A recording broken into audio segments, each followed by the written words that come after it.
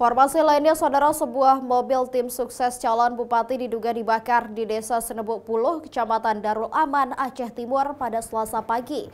Polisi pun datangkan tim laboratorium forensik untuk melakukan olah tempat kejadian perkara.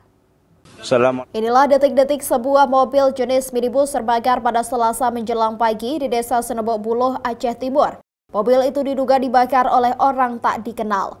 Mobil dengan nomor polisi BL1612DO itu merupakan milik Muhammad Nazir, yang merupakan tim sukses salah satu pasangan calon bupati di Kabupaten Aceh Timur.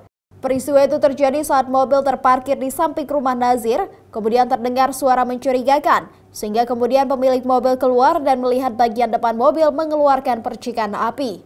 Sejumlah warga setempat yang mengetahui kejadian itu pun langsung membantu memadamkan api. Namun api begitu cepat merambat hingga ludes terbakar. Korban pun mengaku sebelumnya sempat mendapat berbagai ancaman karena berbeda dukungan politik. Sebelum peristiwa ini terjadi, saya ada beberapa kali mendapat ancaman.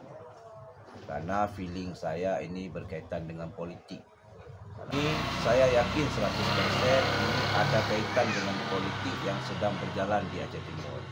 Harapannya kepada pihak penegak hukum yang kita yakini akan membuat yang terbaik untuk saya pribadi dan begitu juga untuk masyarakat yang lain. Pemeriksaan di dalam TKP, kemudian di sekitaran TKP, kebetulan ini kejadian peristiwa ini di rumah seorang warga, maka sekitaran rumah warga ini kita ambil juga setiap barang bukti yang terdapat dalam TKP ini semua kita ambil, kemudian melalui dengan sesuai dengan cara-cara yang telah ditentukan. Nanti kemungkinan akan dibawa oleh tim laboratorium forensik ke Lab 4 Polda Sumatera Utara untuk dilakukan identifikasi lebih lanjut. Apakah peristiwa ini merupakan suatu peristiwa kebakaran atau merupakan suatu tindak pidana dibakar.